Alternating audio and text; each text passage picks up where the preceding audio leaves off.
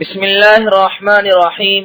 صرف 5 منٹ کا مدرسہ قرآن و حدیث کی روشنی میں 269واں دن 29 رمضان المبارک، نمبر 1 اسلامی تاریخ، حجۃ الوداع میں حضور صلی اللہ علیہ وسلم کا تاریخی خطبہ 9 ذی الحجہ سن 10 ہجری کو جمعہ کے دن عرفات کے میدان میں، جس میں کم و بیش 1,24,000 صحابہ کرام رضوان اللہ علیہ مجمعین موجود تھے، رسول اللہ صلی اللہ علیہ وسلم نے ایک الوداعی اور تاریخی خطبہ دیا، جس میں آپ صلی اللہ علیہ وسلم نے فرمایا، غور سے سنو، تمہارا ایک معبود ہے اور تم سب ایک باپ حضرت آدم علیہ السلام کی اولاد ہو، سب مسلمان بھائی بھائی ہیں، کسی کو کسی پر بڑائی حاصل نہیں مگر جن کے اعمال نیک ہوں۔ اور سنو، عورتوں کے بارے میں اللہ سے ڈرتے رہنا، تم دونوں کا ایک دوسرے پر حق ہے، تمہارا خون اور تمہارا مال ایک دوسرے پر حرام ہے، دیکھو میرے بعد گمراہ نہ ہو جانا کہ ایک دوسرے کو قتل کرنے لگو، میرے بعد تمہارے لیے خدا تعالی کی کتاب اور میری پیروی سیدھا راستہ ہے، اگر اس پر مضبوطی سے قائم رہو گے تو کبھی گمراہ نہ ہوگے۔ پھر آپ صلی اللہ علیہ وسلم نے فرمایا، لوگو کیا میں نے تم کو اپنے رب کا پیغام پورا پہنچا دیا؟ لوگوں نے عرض کیا، بے شک آپ صلی اللہ علیہ وسلم نے پورا پیغام پہنچا دیا۔ آپ صلی اللہ علیہ وسلم نے شہادت کی انگلی آسمان کی طرف اٹھائی اور 3 مرتبہ فرمایا، اے اللہ تو گواہ رہنا۔ خطبہ کے بعد آپ صلی اللہ علیہ وسلم ذکر الہی میں مشغول ہو گئے اور حج کے ارکان مکمل کر کے مدینہ واپس ہوئے۔ نمبر 2 اللہ کی قدرت، برموڈا کا عجیب و غریب سمندر۔ اللہ تعالیٰ نے سمندر میں ایک ایسی جگہ بنائی ہے جسے بحیرہ برموڈا مثلث کہتے ہیں۔ اس سمندری علاقے کے متعلق بڑی عجیب بات یہ ہے کہ اس میں کوئی ہوائی جہاز، پانی کا جہاز وغیرہ جاتا ہے تو وہ غائب ہو جاتا ہے۔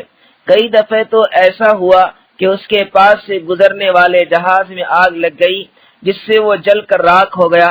اب تک تقریباً 521 ہوائی جہاز اس سمندری علاقے کے اوپر سے گزرتے ہوئے اچانک جل کر تباہ ہو چکے۔ دنیا کے سائنسداں آج تک یہ تحقیق نہ کر سکے، فلکی سیارہ کے ذریعے جو تصویر لی گئی اس میں صرف کوہرا نظر آتا ہے۔ آخر دنیا کے اس حصے میں کیا ہے؟ یقیناً انسان کو اللہ کی قدرت کے آگے گھٹنے ٹیکنے ہی پڑتے ہیں اور یہ ماننا ہی پڑتا ہے کہ پوری کائنات کا چلانے والا اللہ ہے۔ نمبر 3 ایک فرض کے بارے میں، صدقہ فطر کس پر واجب ہے؟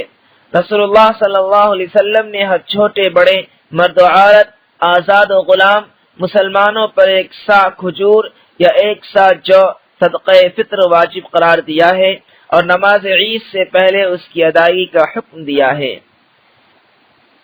نمبر 4 ایک سنت کے بارے میں، تکبیر کہتے ہوئے عیدگاہ جانا۔ حضرت عبداللہ بن عمر رضی اللہ عنہ فرماتے ہیں کہ رسول اللہ صلی اللہ علیہ وسلم عید الفطر کے دن گھر سے نکل کر عیدگاہ جاتے ہوئے راستے میں تکبیر پڑھا کرتے تھے۔ تکبیر یہ ہے، اللہ اکبر لا الہ الا اللہ واللہ اکبر وللہ الحمد۔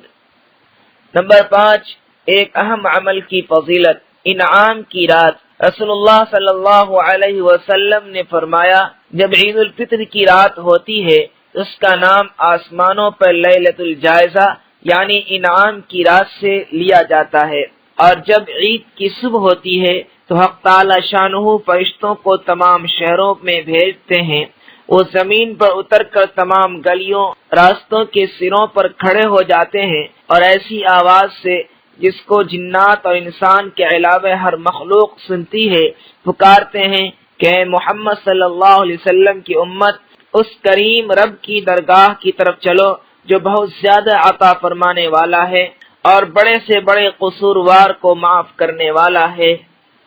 نمبر 6 ایک گناہ کے بارے میں، حرام مال سے صدقہ کرنا۔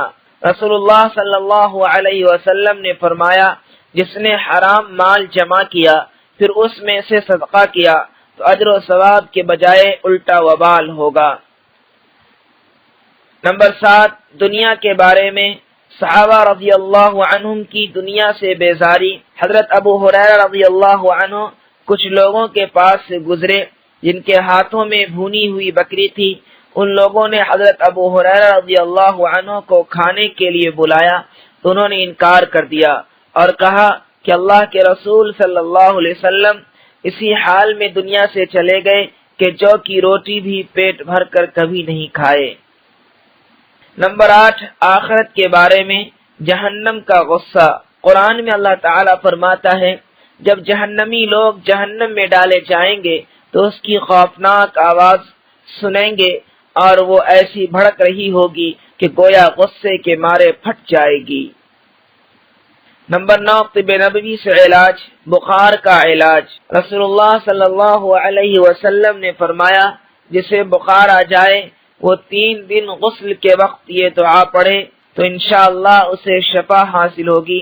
بسم اللہ اللہم انما اغتسلت رجاء شفائک وتصدیق نبیک محمد صلی اللہ علیہ وسلم۔ ترجمہ، اے اللہ میں نے تیرے نام سے غسل کیا شفا کی امید کرتے ہوئے اور تیرے نبی صلی اللہ علیہ وسلم کی تصدیق کرتے ہوئے۔ نمبر 10، قرآن کی نصیحت۔ قرآن میں اللہ تعالیٰ فرماتا ہے اے ایمان والو جب تم آپس میں خفیہ باتیں کرو تو گناہ، ظلم و زیادتی اور رسول کی نافرمانی کی خفیہ باتیں نہ کیا کرو بلکہ بھلائی اور پرہیزگاری کی باتوں کا مشورہ کیا کرو اور اللہ سے ڈرتے رہو جس کے پاس تم سب جمع کیے جاؤ گے۔